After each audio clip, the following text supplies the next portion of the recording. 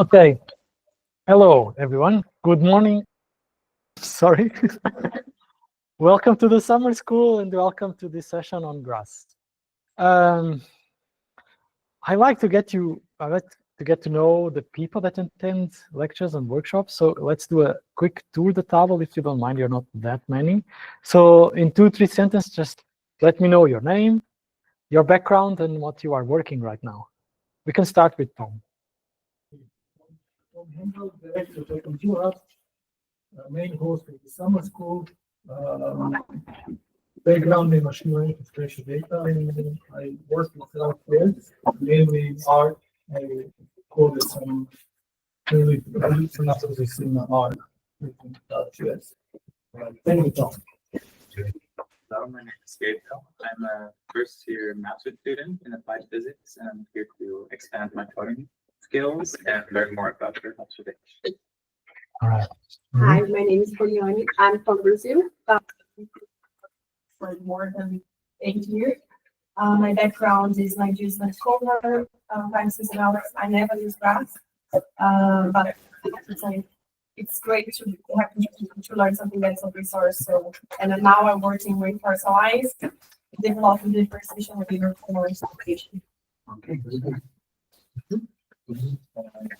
I work as an environmental data scientist at an organization for economic cooperation development in Paris. And I work mostly on developing indicators that seem relevant to decision makers for use on environmental conversation topics like air pollution indicators, land cover indicators, climate hazards, those kinds of things. Thank you. Hi, I'm Jasper. I'm a first year PhD at SROM working on aerosol retrievals and satellite data. But my background is in astrophysics, so I'm really mainly here to learn about earth science that's been happening in the past 7 years that I have this project. Hi everyone, my name is Marie. I work in Utrecht for the Peace Building NGO called PAX, and I'm an environmental researcher there, studying environmental impacts in the world. And I'm background in geography. Next, please. Hi, my name is Marit. I'm a PhD student finishing up my PhD in Belgium. And this summer school is like a bridge to my postdoc, where I will focus on irrigation scheduling on a regional scale, while my thesis was more on field scale with the institute. My name is Vital. I'm a PhD major in remote sensing, and I'm deriving the SOP nations based on satellite data. My background is more about the environmental science and atmospheric science. Thank you. Hi, I'm Andra. I have a PhD in urban science. I am new to GRASS and new to Earth observation. I am a postdoc at the university. Thank you. Start with you. Hi, I'm Kurja. I'm a fourth-year PhD student of atmospheric science from New Albany, which is University of New York. I focus mostly on tropical meteorology and atmospheric waves. So I am new to GRASS, that's why I'm here. Hello, my name is Kahar. I'm coming from France, from Paris. I'm doing my master in environmental engineering and sustainability management. Yeah, I was interested in GRASS GIS, but I have never used it. Good. And to the right place. On the back, please. Hi, I'm Tim. I'm a research assistant at University of Zagreb, Faculty of Agriculture, and my background is in agroecology. And I studied the soil salinization processes in one region of Croatia, and I want to improve my knowledge of modeling and coding and automating such processes. Hi, my name is Lisa. I have backgrounds in biology and I work as a biodiversity data scientist at Massive Botanic Garden in the biodiversity committees team. We work on a lot of projects, European funded, where we try to integrate Earth observation data with biodiversity data. And I'm new to GRASS GIS. Okay, good. In the back? Hi, I'm Yuri. I'm Brazilian, but based in Hungary. I work in several projects, but mostly spatial modeling, digital mapping, and also spectral analysis. Spectral analysis also in cell classification. Good. Hello, my name is Jan. I'm working as my first year of my PhD at Kent University, and I focus on snow science, more like snow results and actually between microwaves to snow cells. My name is Renu. I'm interested in spatial modeling, environmental policy for the district. For this purpose, I use remote sensing and GIS techniques. All right. Okay, very good. So we have a pretty heterogeneous audience. That's good. So we see in here about geology, about even geography, atmospheric science, environmental science. So GRASS is the kind of program that can sit all of that. Okay? So this lecture is really meant for people that never seen GRASS before. Has any of you have used GRASS before? Don't for sure. I did some experiments. Yeah. All right. I downloaded it. Yeah. And you managed to install the program. You have the program installed. Okay. So we'll have some exercises throughout the lecture. So if you don't have GRASS running, try to team up with someone, okay? But it's very important that after the lecture, you know, going back at it and understanding about processing, okay? So these are the goals for this lecture. Again, if you have GRASS installed, then you can do a bit of work by yourself and the optimal situation. But what I want you to leave this lecture with is some familiarity with the user interface, which is very specific, that you understand the concepts. So GRASS is again, the GIS with a very peculiar history of construction, that you understand how you can program, okay, you then use GRASS in your code, and you know how then you get from there to that is a step that is pretty much there. No. Okay, by the way, I didn't, so this is Viola and Julio from OpenGeoHub. Yes, I didn't ask them, but now you know them. And please interrupt me at any time. Okay, GRASS. So you can see there's a pun in there, right? So this in this name, it actually means Geographic Resources Analysis Support System. You know, for sure, there was an intention behind this name. GRASS is now 42 years old. Can you imagine? 42 years old. I was already alive, but I was just a child. Maybe I don't know if I could read already at that time. So it started as a project at the US Army Corps of Engineers. It was only about 3 people that started this project. And it got funding from the Department of Defense and other agencies in the United States up until the 90s. And sometime in the early 90s, funding stopped. And the project almost ended there. But in Europe, very soon after, things started moving. And also folks that from Europe moved to the US in the academic context. And I think there was especially a critical moment when someone managed to compile GRASS for Linux. And then you had this open source GIS for your open source system, and then things started from there. GRASS has had a very important role in the genesis of the open source geospatial communities. It was the first open source user gatherings were around GRASS. And from there, we got to the OSGeo Foundation. Who knows here about the OSGeo Foundation? Oh, no one. Wow, Tom should know. And Julio, of course. So the OSGeo Foundation is a non-for-profit. It's a foundation, as a name, as I said.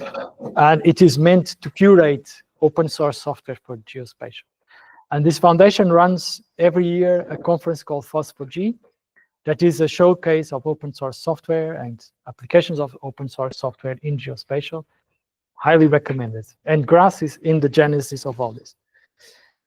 Okay. So because GRASS is so old, it's somewhat different from what you expect from a program, even a GIS program. And particularly this character that GRASS was developing at the time when you had like maybe as many people as we have in this room using a single computer. Okay, you have a shared file system and shared resources. And so in that environment, things took a certain shape that you might find a bit strange, but you will get the gist of it, I hope. And another important thing about, and of course, yeah, GRASS initially was only this command line interface, as any program at the time was pretty much like that. And you can still use GRASS in that way. I use it many times in that way, just as a command line interface. And the other peculiar thing about GRASS is that all data sets are stored in internal data structures.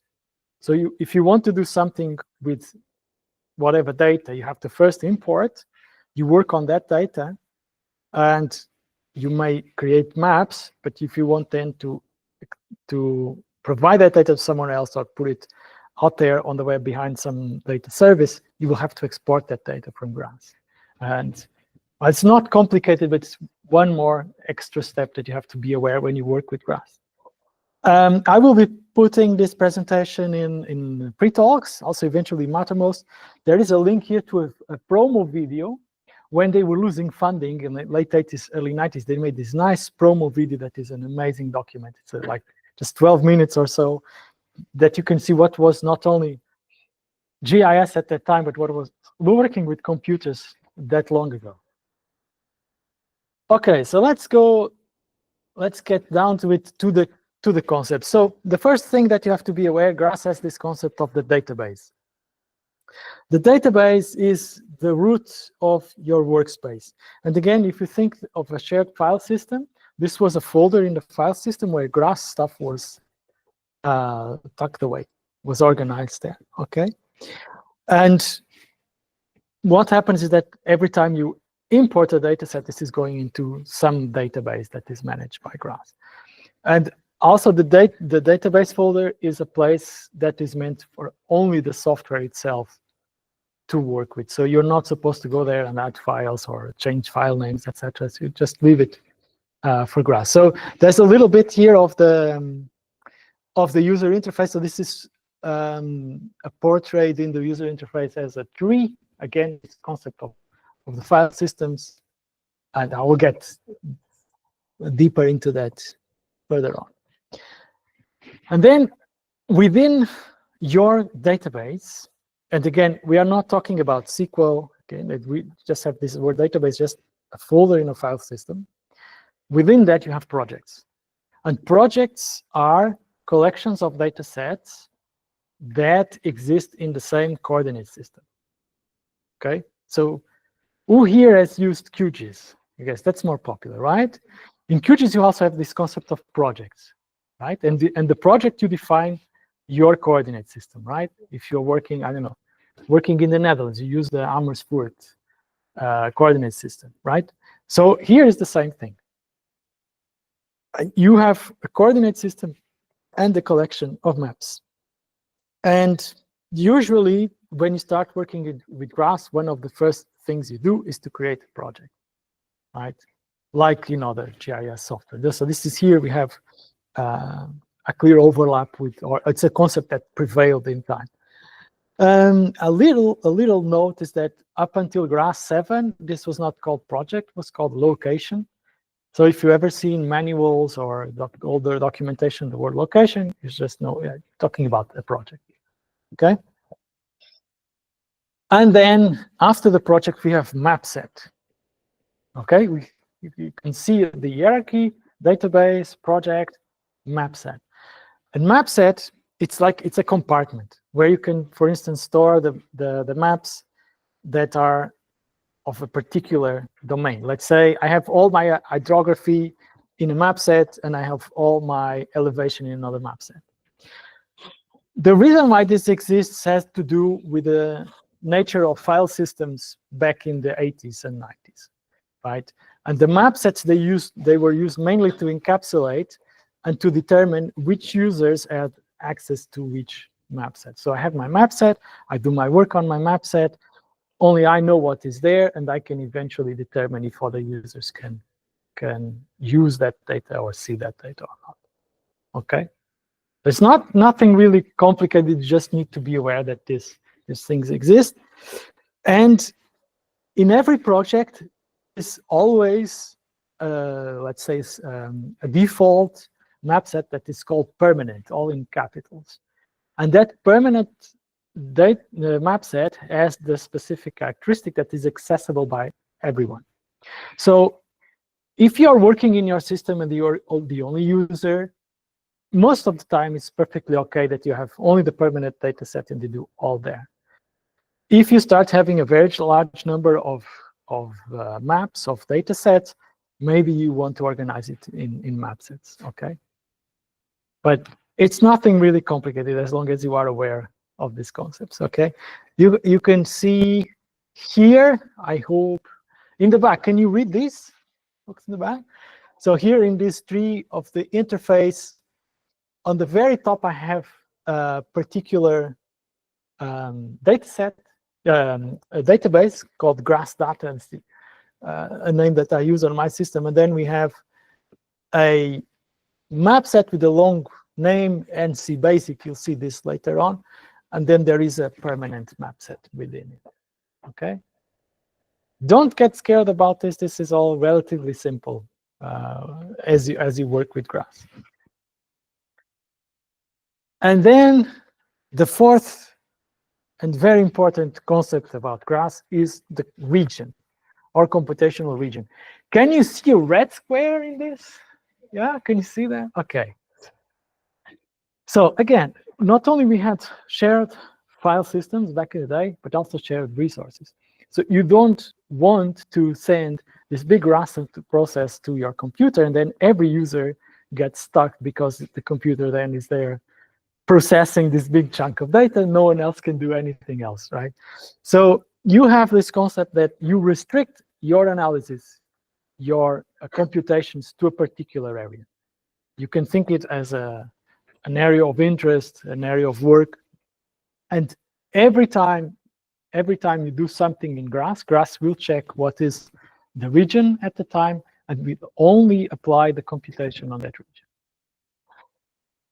Yeah, the idea of the computational bounding box, it helps you control resources. Today, for instance, in a high-performance computing context, this is very relevant still. And my experience, both as a user and as a, let's say, someone that tries to teach GRASS, this is the cause of a lot of, let's say, issues to new users, okay? And many times you go to the mailing list or go to the forum, oh, this doesn't work. And the first reply you get is, please check the region, okay? When there's something that doesn't work, you run some command and nothing happened. First thing you have to do, check, is the region what I expect? And usually in your system, you set the region to the extent of a particular data set. Maybe it's your DTM that bounds your area of interest. Okay? Now we'll have an opportunity to check this by yourselves.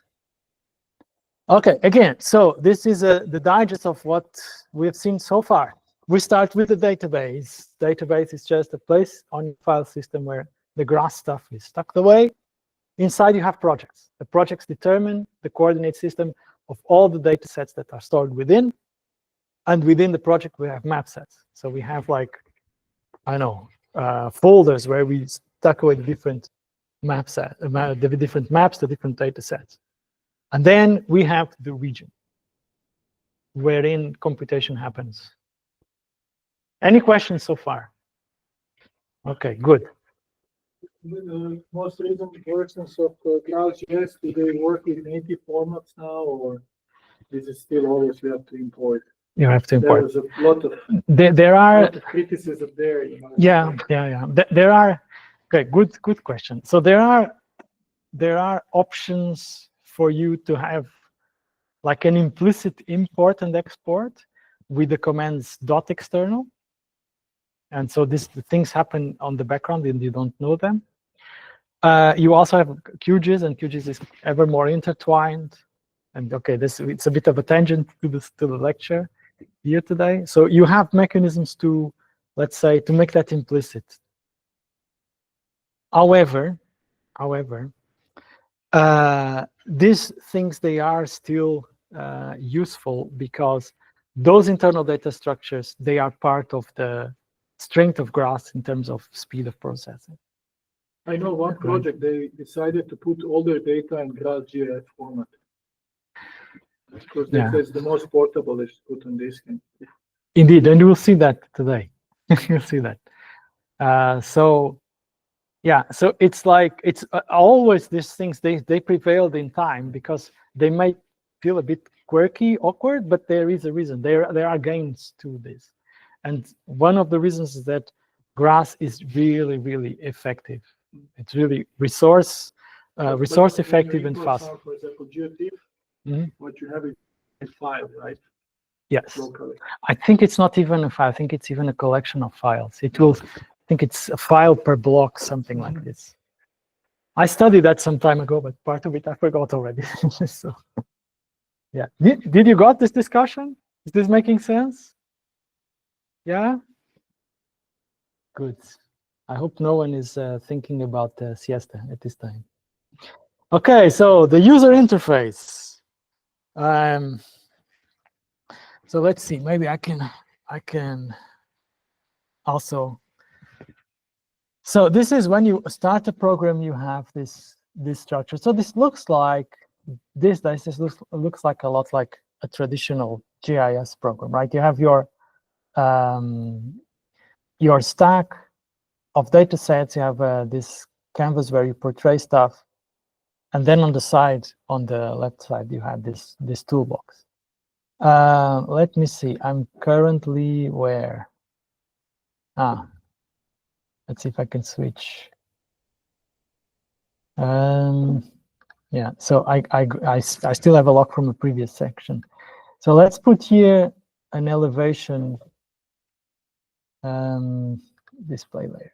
Yeah. So this is what you see in my presentation. Okay. Let's see, what do I have more to tell you? So these are the four main panels that you are aware of. So this is the database tree. So here you are seeing everything that you have stored in your database, in your map sets. In this panel, still on the left, you have the display stack. Okay, and again, this idea of stacking layers, traditional GIS. Then you have the map canvas, and you have here the little tools to zoom in, zoom out, identify, whatnot. And here we have the toolbox, and that's where the strength of the GRASS system is. And we'll have then the opportunity to look into this in more detail. Okay, so now you start working. I shut up a little bit. We have these three questions. So what I ask you to do is to open the program and try to understand what is the coordinate reference system of the current project. Can you identify a map set on which you're working? And what is the current region? Nothing scary. Come on, you just need to give it a try. So let's see again who has GRASS running, who can run it. Okay, so the other folks, yeah, I invite you to maybe join a colleague that has that. So let's do this a few minutes. Yeah, just don't be afraid of the program, right? Just try it. And you can talk, that's fine. Yeah, okay, good. I see. Are you still installing, or? No, I haven't installed, but it's opening my terminal window. Okay. And you are on the Mac. It should be easy to install on the Mac. I did actually.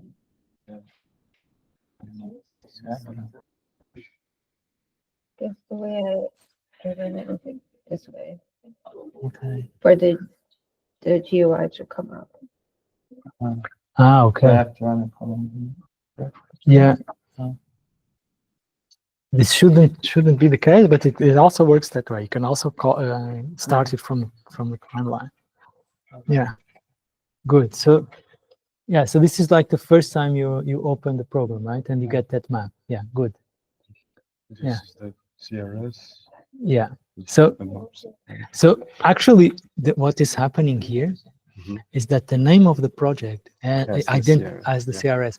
But try to understand if here in the user interface. Oh, okay. That's also one of the. But it doesn't say. Yeah. This is just the project. Yeah. Search a little bit more. And you? Yeah. I used before in R, so command line. So this is only for me. Okay. I create a new location. Yeah, you can also do that. You can also experiment and create I stuff. think the stuff goes in. Maybe. No. Can you click on learn more? No. Okay. So that's Arch Linux? No, it's Ubuntu, but with KDE. Okay. Yes, exactly. Okay. Yeah, it looks like there's something frozen there, but yeah, we'll restart. Okay. Yeah. Yeah, maybe So- I have an old version. I don't have the same user interface as you have, but I just your interfaces look like it's detached. So can you check? don't see any settings. So if you go to help, I want to make sure about GRASS GIS. The bottom one? I don't have the most recent one. Yeah, 821. So you have the modern interface Okay. somehow. So, but you have a setting there that is detached. Preferences. Okay. Oh yeah, here are the different ones. No, that's still the toolbox, I think. Thinking. Okay, there are the settings. Maybe in appearance. No. Can you go to general again? There is somewhere. View single window mode. Yes, there it is. Okay, now Yes. click save. You might need to restart the program. Yeah. So try to search in the menus if you can find some of this information. Yeah, I have the same thing. Okay. So Someone where already. So you cannot see that. Yeah, but it's in the setting. Yeah, good. Yeah. You're in. What are you looking for? Yeah, also to get because So- everything is. Go to general and use single window mode. Okay. Save. Yeah. You might need to restart it. Good. Do you have it installed? Maybe you joined someone that has it. Yeah, just walk around. Don't be afraid. Okay, good. That's what you should do. Explore. Explore. Yeah. So did you manage to find any of that information there? Because this is the CRS. Yeah, that's the name of the map set that actually happens to have also the name of the. Okay, right. It's not actually there, or that you would find it. Yeah, and yeah, it could have like the name could be whatever, and so yeah. And where would you find the CRS? Yeah, I will pass on to the next slide.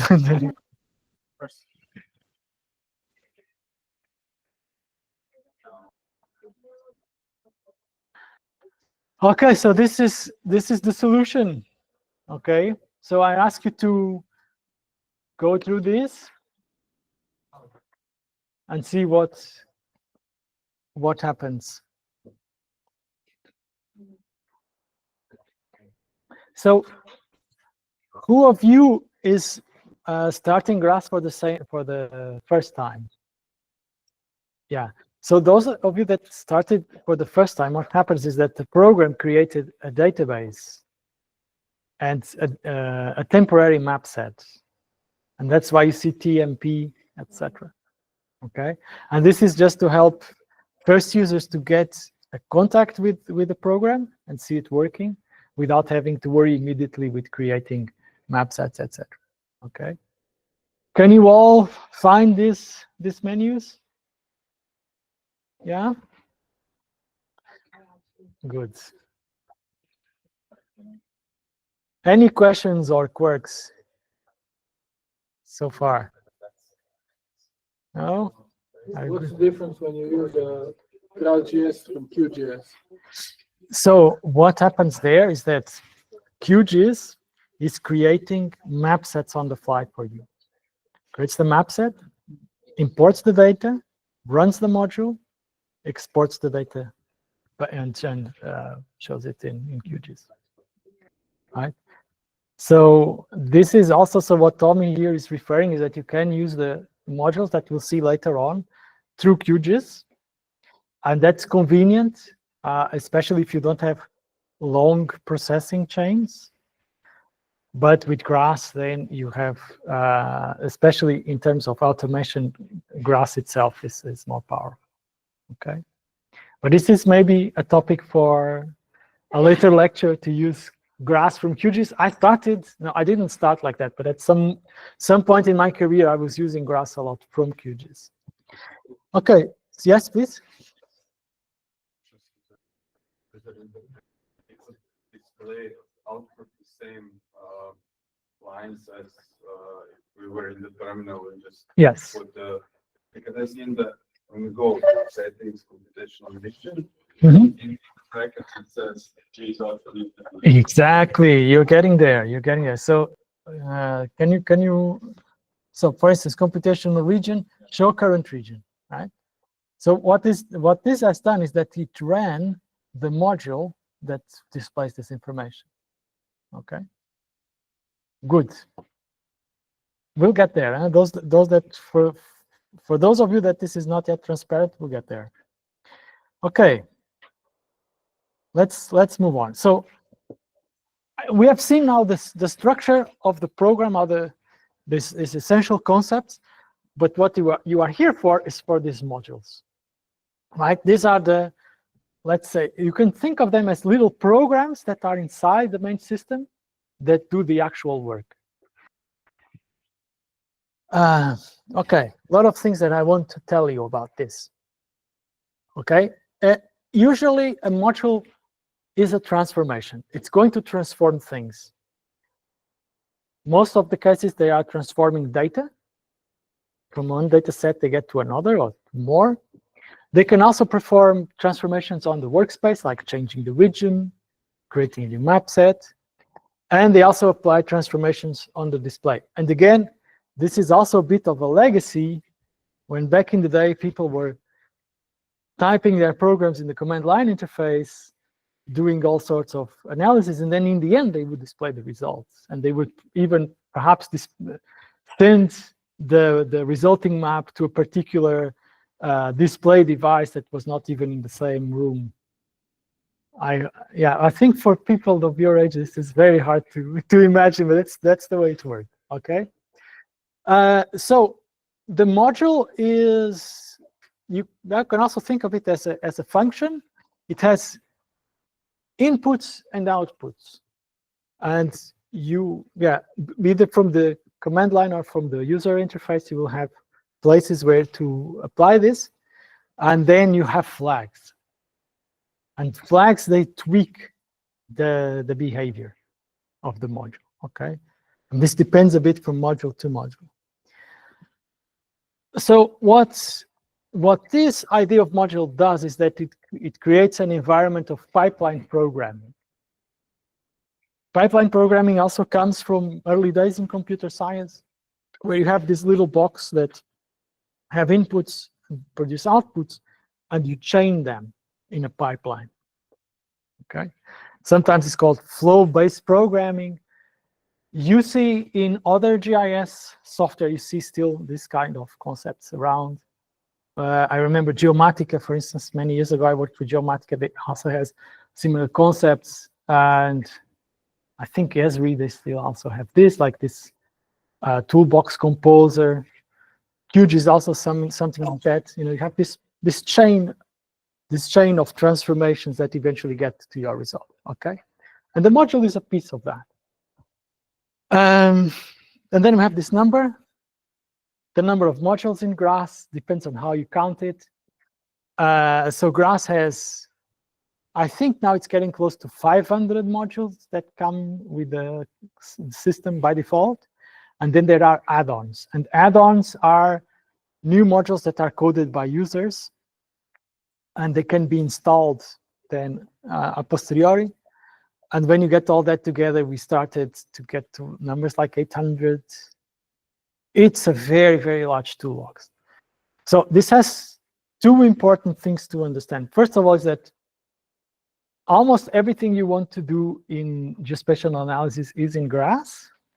That's the first conclusion. Second conclusion is that no one in this world knows all this by heart. Okay? And that is something that's about working in GRASS. You're always trying to find and discovering things, which is a lot of fun for me, but it's something to keep in mind. All right, what do we have more? Yeah, then we have the, yes, please. I guess the native ones are already included when you download it. Yes. Yeah. Where did you find those? Is it on GitHub, for example? Or So they are actually on GitHub, and you have a module that installs add-ons. Everything is a module, right? You have a module. I think it's called g.extension, if you want to explore. so if you're searching for specific modules or searching whether they exist already, you would search in GitHub, or would you search GitHub? So you would start. That's part of what the slide is about. So when I want to do something with GRASS, I go to the manual, right? Or I can also search in the toolbox.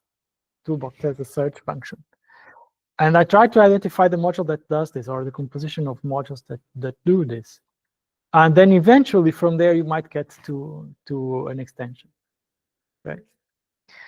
And you have, picking up on your question, each module has this long piece of text with the manual.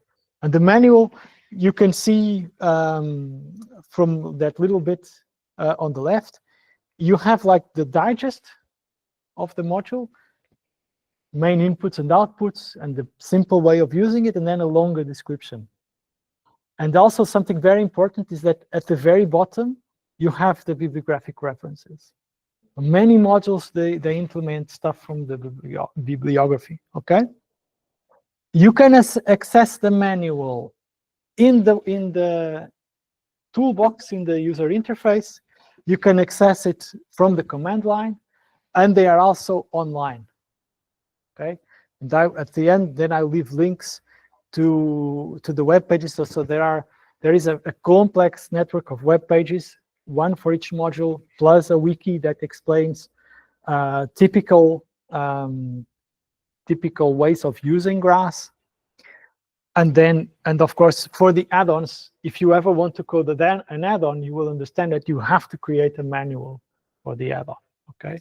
So this is a very important aspect, is the manual. And as a GRASS user, you will spend a great deal of time studying the manual. Okay, there is no real way around it because, again, we are talking about hundreds of modules. Okay. Yeah. Again, mandatory reading, especially when you're starting. And I myself, I've used GRASS for over 20 years, and I spend a lot of time still in the manual. There's no way around it. Okay. But it's usually very helpful, and also it may link to other modules. It may link to useful web pages, to useful literature. So it's really like, this is really the kind of work that the scientist does. Okay, it's a little bit of research, or at least, yeah, let's call it maybe review or methods review. Good. So modules, they are gathered, or they exist in 8 different families. And we have, some of you already noticed, we have this grouping with a character dot something. And again, you can see the character of old computers here. So we have the G family, that's for workspace management, like we saw just a moment ago, G region. Then we have the R family, that's for raster analysis. V for vector, I for imagery. So the lecture tomorrow is all about imagery. Give you an idea what you can do with GRASS to process imagery. Imagery means Earth observation data, okay, satellite data. 3D raster analysis, temporal analysis. Also, this has been in GRASS now for 15 years or so. It's also very effective. DB, that's database management. This is related to vector data sets. And then we have the D family, which most of the time you won't use it. But again, back in the day, when you were sending your map output to some display device, you would use the D command, okay, the D family of commands. Okay, some more important notes. There is this small group of modules that you use quite frequently. One of them is G region, again, to see what is the current region and to reset it. Most of the time, you are resetting it to the extent of a particular data set. Then you have the info family and or the info group, and basically it prints detailed information on a data set. Like you have R info, V info, and it tells you, for instance, in a raster, the cell size, the extent, the data type, etc. Then one that is one of the oldest and also still one of the most important, map calc. That's where you do your map algebra, okay? A equals B plus C, A equals E to the square, right? You can do all that here. If you attend the lecture tomorrow, you'll see that you can, for instance, use map calc to rapidly compute vegetation indexes, water indexes, because they are just simple math expressions. Statistics, there are two different modules for raster statistics and vector statistics. And then reclass. Reclass, very important transformation operation. Here we're talking about already, how do you call it, classified data, okay? And you can reclassify, add more classes. This is both for raster and vector. And then we have the in and out. Again, it's kind of obvious. What do? They import or they export. And you now, let's say the last 15 years or so, usually you use the Goodall functionalities, the Goodall API for this. So you have like r.in.goodall and v.out.ogr, okay? By the way, when I say Goodall, you know what I'm talking about? You know what? GDAL, right? Okay. GDAL. Okay. I hope you all know what it is. Okay, I think we're getting now to some small exercise. Yeah, okay. So this is not a real exercise. So what I want you to do is that you go on the toolbox and check the manual for one of or two or three of these modules, okay?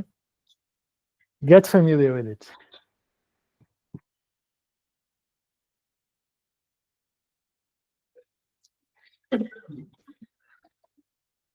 Easy way to get like a background WMS.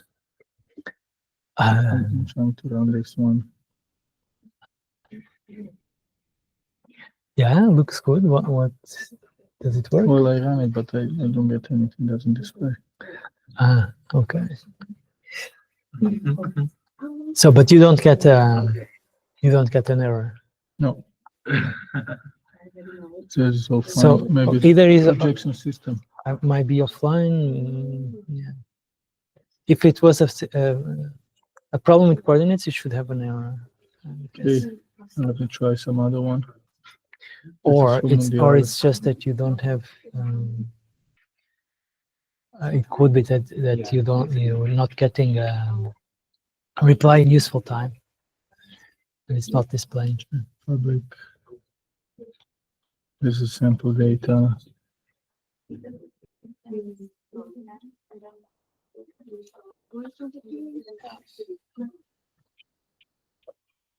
Let me see if this one works. QGIS. I'll debug it. Yeah. And ask for same thing. So A is for you. I don't know. Check the manual. Okay, I'm going to Check the manual. Oops, I don't know. So if Yeah, okay. yeah, so this is one of the ways of doing it. So if you go there to GRASS again, and if you go to tools, and then you search for the name of your command. Like That was yeah. See there. Show current region. Click on that one. See region. Yeah. And then where is the? I just wonder what it means. This speed. Yeah, minus P means print. Okay. Yeah. Let's say, and then N. Minus. You have to check in the manual. So the question is why you're not getting the manual. Can you right click on region? Yes. Right click. I'm doing. Okay.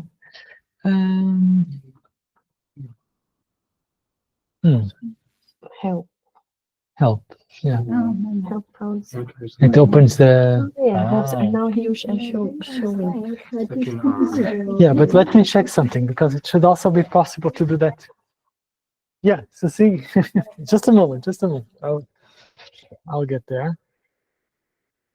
So tools, because you can also see it here.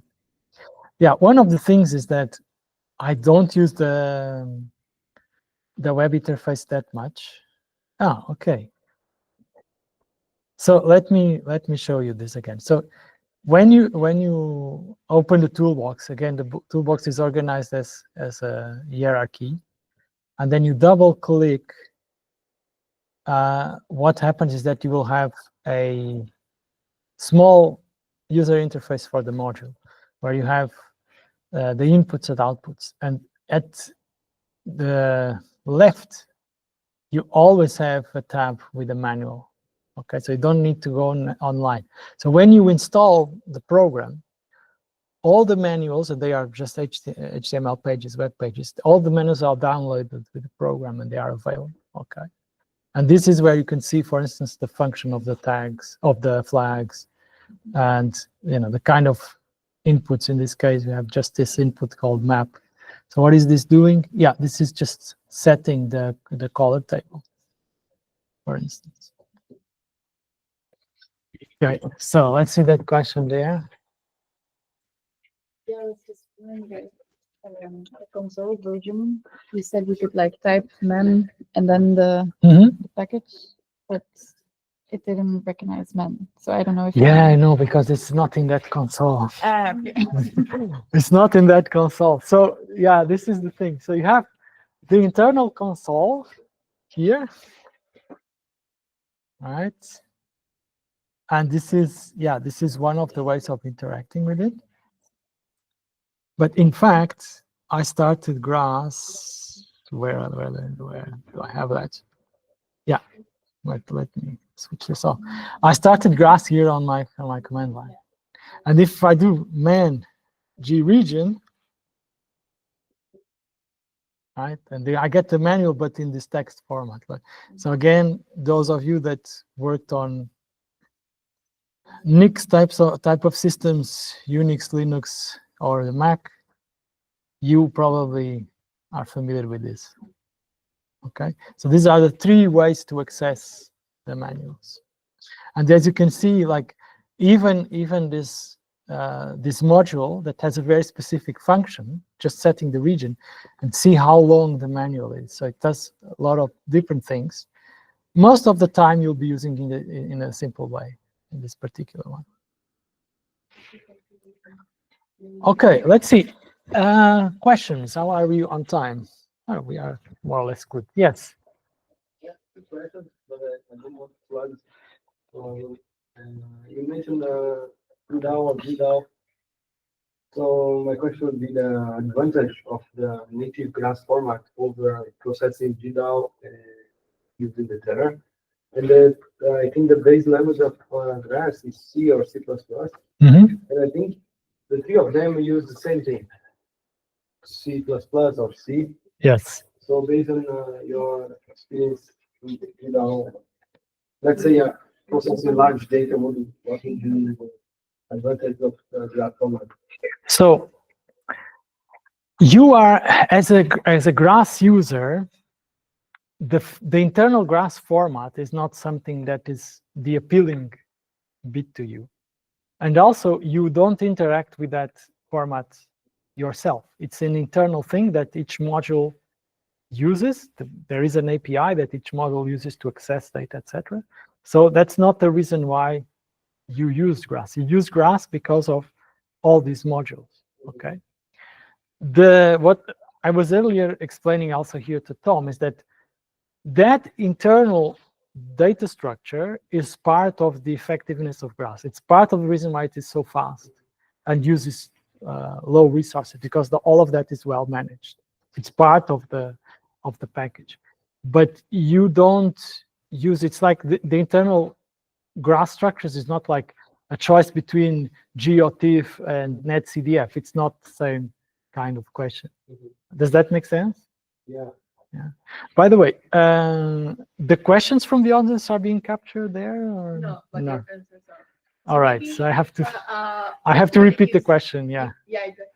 Okay, sorry, I should have remembered that earlier. Okay.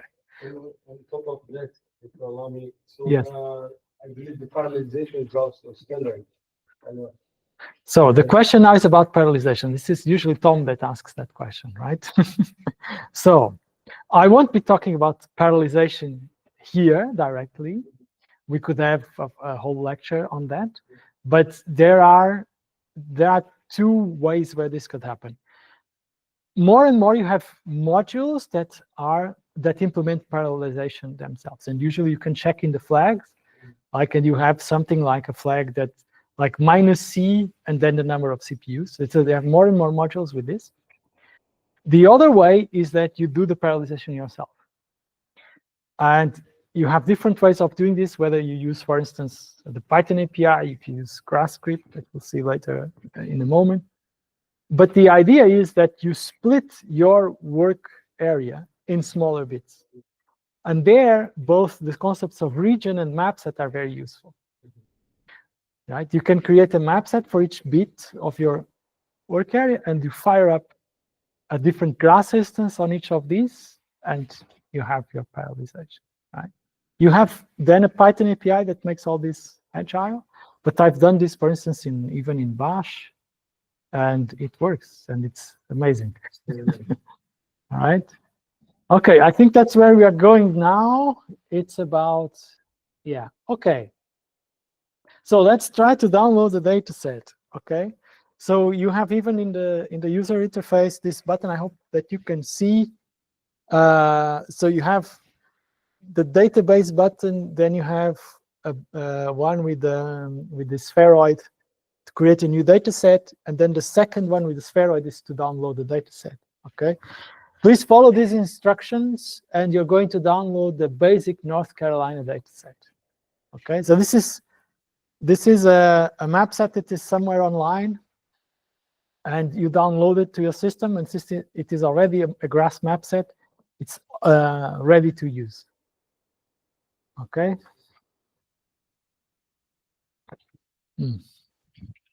Let's see if you can do this.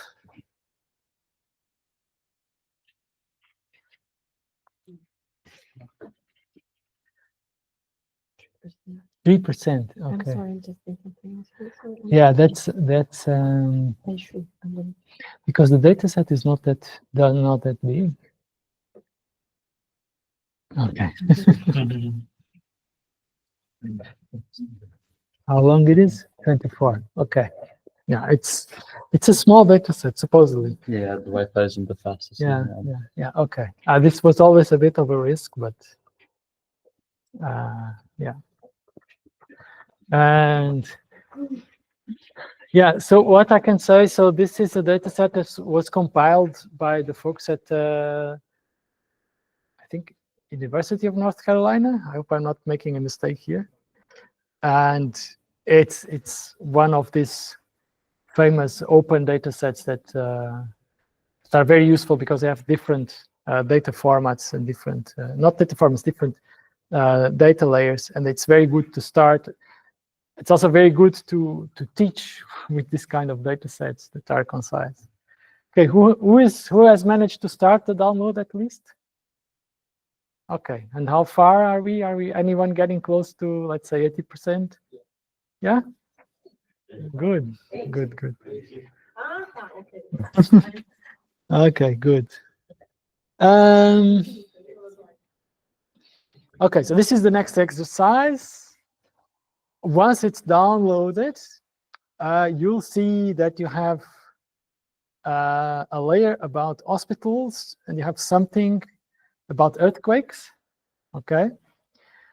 And let's say we want to assess the vulnerability of hospitals to earthquakes. How do you do that? How would you get that information? Okay. Yeah. Once you will have a data, exactly. You'll have a data set with hospitals and another with like a stratified, let's call it a thematic map with geological layers, and you work with those. Yeah, I want you to have that face to think a little bit about it.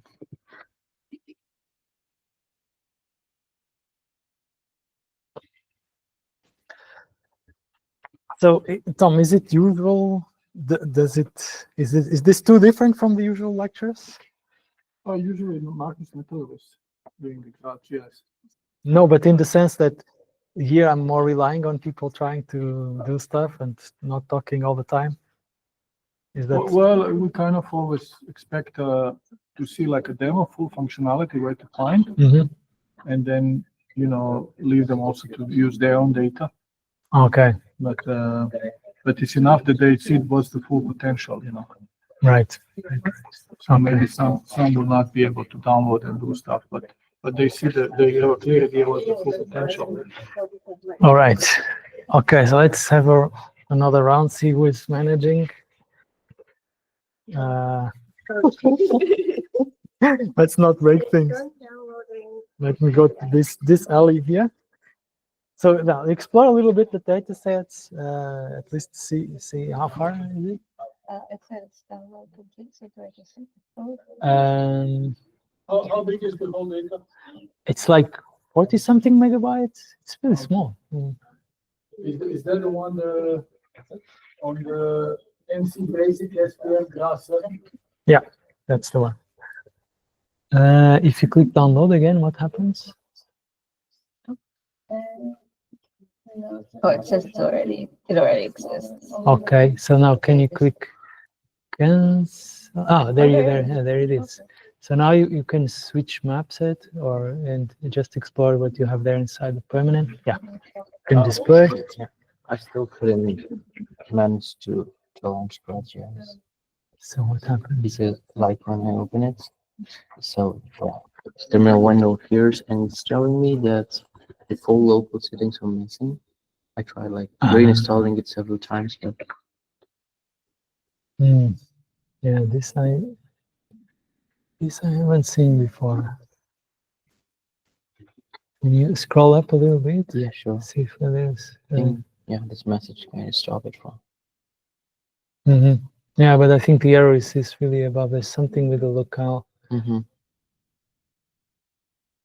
Yeah. Try to search or see if something comes up about this. Yeah, sorry. Are you able to follow something? Just a question. Yes. When I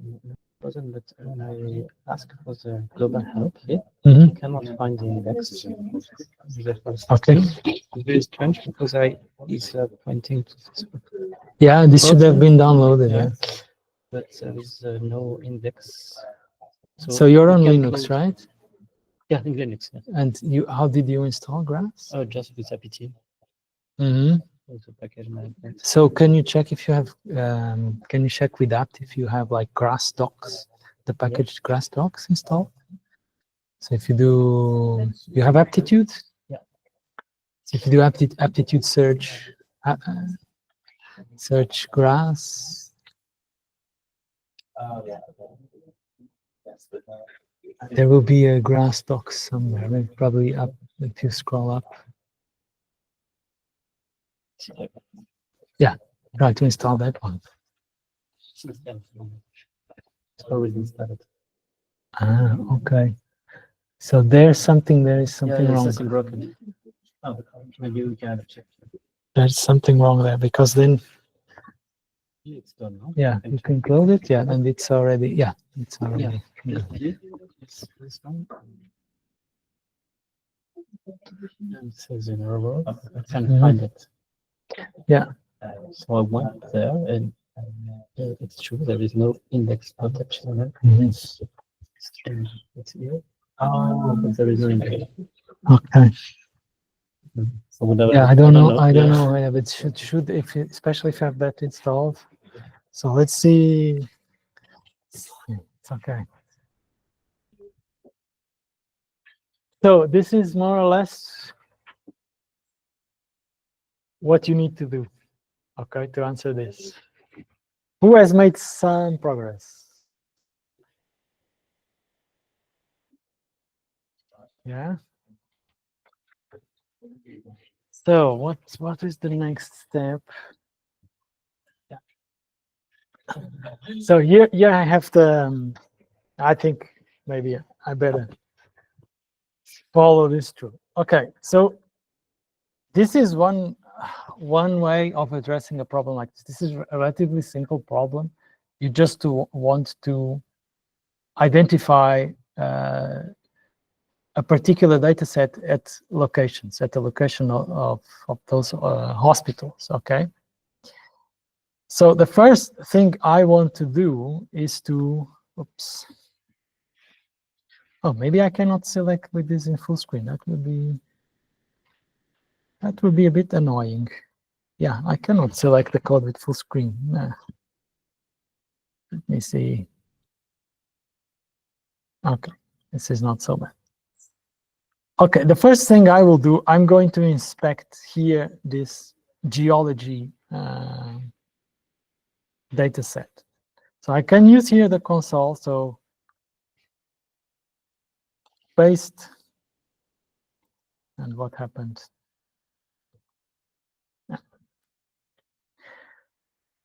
And this particular command is going to print out the attribute table. And I can look at the attributes. So there is something here called geoname. And this is, I'm assuming this is the name of a geological stratum, okay? So what I will do, I will just overlay the hospitals here on this geology layer, and I will get the geological stratum for each hospital, okay? Very simple stuff. So what next? The region, okay? I want to make sure that this is going to happen the way I want. So the command is to set the region to the geology layer.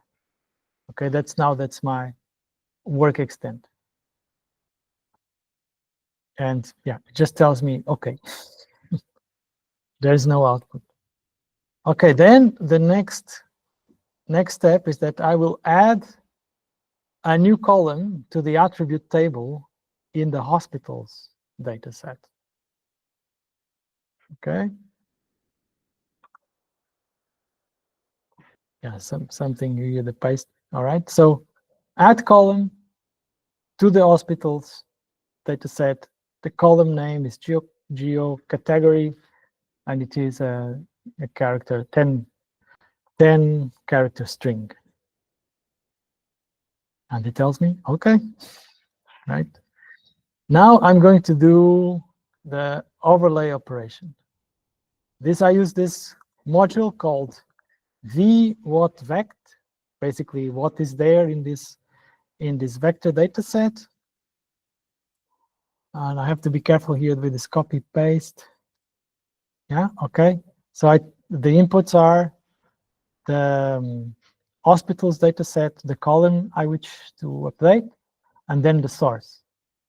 In this case, the geology map and the geoname column. Let's see what happens. Okay, and there were 160 records updated in the hospitals layer. And then finally, I'm going to display the attribute table in the hospitals layer.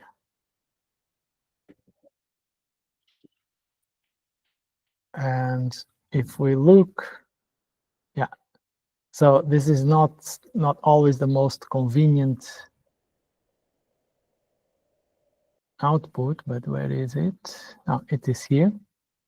So now I have at the very end this extra column in the attribute table, and here I have the geology stratum for each of the hospitals. And then if I wanted to do further analysis, like I would need to know exactly the meaning of each of these strata to identify, which hospitals could be at risk. Any questions at the moment? Okay, let's move on. Yes. Yes, I can read without comments. Does every hospital have this factor in the column? Yeah. Because if I visualize the, okay, yeah, just a small one as well.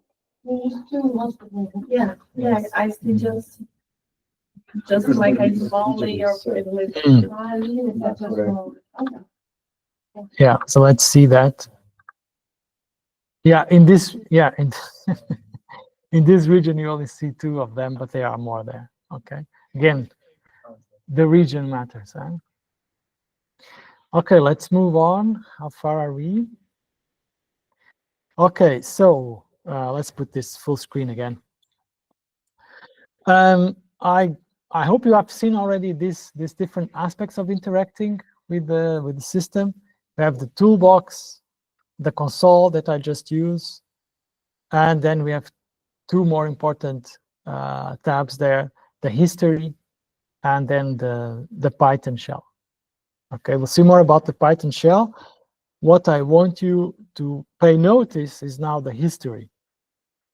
I hope is this visible for everyone. I go to the history, and I have here a record of all the commands that I ran, and I can rerun them. So as you can see, I've been working here for a while in this GRASS session, and yeah, you can see the last 4 that I ran, and it's all here. Okay, and you can also export this history. And this is useful if you then later on you want to automate a particular process, like you spend some time here juggling and finding your way, finding the right composition of modules, and then you can easily export and automate that. Okay. And I think we are almost getting there to the programming. Yeah, here it is, the programming. Okay. So we have seen the basic concepts. We have seen basic interaction with the system. But now things get more powerful if you can program. Okay. So let's see here who is working with R. Who works with R? Okay. Okay, I thought you were more. And who works with Python? Okay, so we have a majority of people with Python, but still a good number of people with GRASS. So you actually have many options. This is, I think, maybe a bit too much sometimes. But anyway, here they are. First of all, Bash. Who knows what Bash is? The people working on Linux, they will know, or Mac, they know. Okay, so this is your shell interpreter in the operating system. And in the case of, I know more Linux and Unix, it has its own mechanisms to automate stuff, to make loops and heaps forever. So you can do a lot of programming in that language. And back in the days, let's say in the 90s, early 2000s, Bash was really the way that most people used to automate GRASS. So more recently, then we started having this interfaces to other programming languages. We have GRASS script. That is the easiest or the simplest way to use GRASS with Python. There's also rGRASS, and that's not only the only way to use GRASS from R, but also a relatively simple way to access GRASS modules with R programming. And then there's also GRASS Jupyter, and this is a collection of facilities that make Jupyter notebooks with GRASS modules more expressive, helps you print stuff out, etc. And then there is a proper Python API to GRASS called PyGrass. So I would say that for beginners, the most important are GRASS script, for those of you that prefer Python, and RGrass, for those of you that are more familiar with R. Then if you're into, let's say, if you want to create lectures, if you are very focused in reproducibility, then you have GRASS Jupyter. It's a good option. And then for the more heavy lifting, in a high-performance computing platform, Bash could be useful, and PyGrass for like a bit more like systems program. So if you're doing a more intricate, more let's say powerful kind of GIS system, then PyGrass applies. Okay, so we'll be looking now at the reminder of this lecture to GRASS script and RGrass. So, and I have a lot of code, but let's decode this a little bit. So, if you are using Python, a standalone Python session, you're going to need a bit of this jargon to start with. Okay. What this does is essentially to identify the path to GRASS, to the GRASS modules, and then import the actual bridge. In this case, GRASS script, and it's also important GRASS Jupyter. We won't be seeing GRASS Jupyter in this lecture. So this is what you need to use to use GRASS script from a standalone Python session. If you use the Python shell in GRASS itself, you don't even need to do this. Okay, this is already done for you. And then after that, you need to set up your workspace. Okay, and you have Python methods, for instance, to create a new project. And you can create, for instance, in an existing database, you can provide a path to a particular coordinate system if you want. And then you start a GRASS session in a particular map set. Okay, so in this case, this is the same name that we've seen before. Okay, for that little data set that you downloaded. Then once you have done this, you have 4 different commands that run the module. This should be called not command but module, right, to be consistent. But you have run command, read, parse, and write. And the different names depend on what the module does and what you expect as an output of the module. Most of the time, you will be using something like run command, and every now and then you use read command to get text outputs when they are necessary. Okay. So yeah, this is the example. Okay, so I will run this hospitals example again. And yeah, I still can't select. Oh, this is annoying. Sorry. Use the Python shell directly. Okay, just as an example. So I'll go here to the Python shell and set up for you. GRASS script run command. So that's the command. In this case, I'm setting the region. Okay, so let's do the same thing. Let's add yet another column to the hospitals data set. It will be at the end of the lecture, quite a packed data set. And then I'm going to do the overlay with what vect.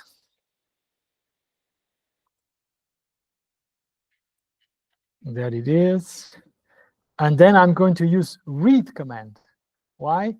Because I want to get the text output with the attribute table. And let's see then if we can make sense of it. Yeah, we can actually make sense of it. Let me pull this a little bit. And we are going to see, yeah, we have the geo category, and now we have a geo ID. I don't know if I was pulling the same. I think geo ID, let me just check here. So geo ID, I was actually querying a different column in the geology data set. Okay, so we have the name of the stratum in GeoCAD and the ID of that stratum in GeoID. Okay, but here what I want you to understand is how you run this then from your Python shell. Okay. Any questions? We don't have much time, and I don't like to speed up. Any questions at this moment? No? How do you use GIS? How do you use it? I'm still pretty much in the Bash camp, pretty much. And then now and then I use PyGrass. But yeah, it's just that since I work with Linux, Bash is just a natural thing. And then PyGrass gives me an API. Okay. Okay. So, yes, please. You say it's the benefit of using GRASS GIS versus doing it in R or Python.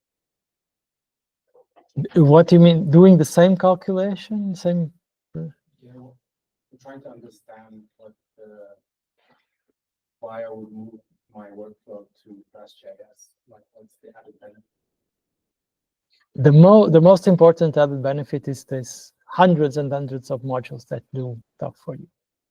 You're not going to find something like that easily, or I would say anywhere, but I'm not sure.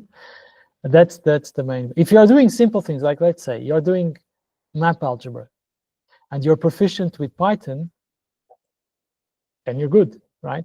Then you might consider GRASS in case you have performance issues.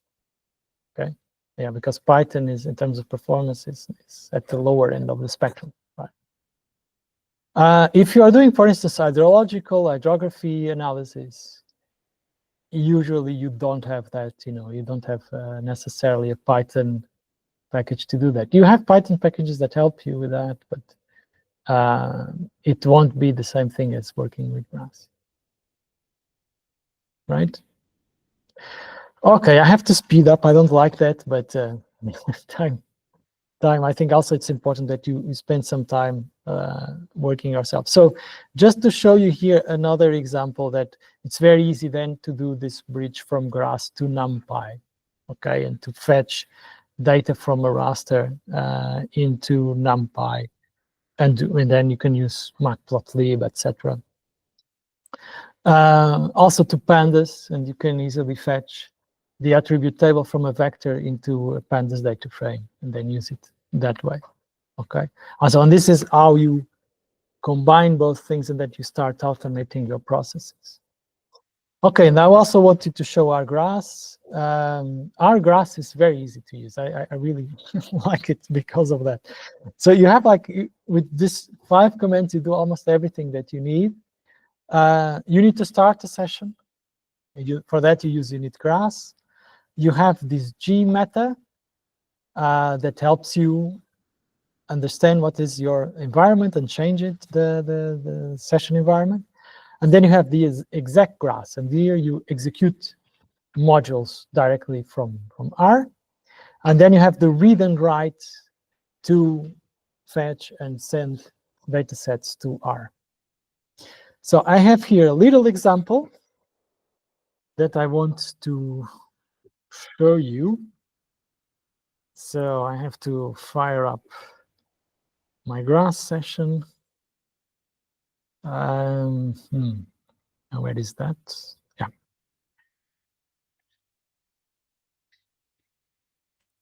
Okay. So I have currently I use R with installed with Nix. Does anyone here know what Nix is? You heard about it. Okay, that's already good. So I have R installed with Nix, and yeah, it takes a little bit of time to fire up, but it's quite good. Keeps things insulated. Okay, let me launch my my R shell. And I know that most people don't use R this way, right? You're probably using some nice user interface, but I still use R a lot like this. Yeah, so let's see. I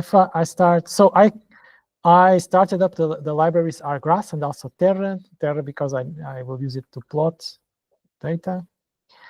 I'm creating here a variable with the path to my database. And then I'm going to use init grass, okay? And yeah, it's asking me to overwrite something. Yes, that's fine. So let's see. So, a lot of things happened here already, okay? I started my grass session giving the path to my database and to my map set that I want to work with. And in return, I get a number of important information. The setup of my map set, you know, the like rows and columns, like the setup of the raster, and detailed information of my coordinate system, okay? So that there are no doubts what I'm doing, where I'm working, okay? And now I'm going to use exec grass, and this is really, really simple, okay? Yeah. So what is happening here? Use G region and set it to the elevation raster, okay? So the region now is the extent of the elevation raster. And then I'm going to use this module that computes the slope and the aspect. And what happens is that I give it an input, elevation, and I want two outputs, slope and aspect, okay? Very simple stuff, and this is a small data set, computes very fast.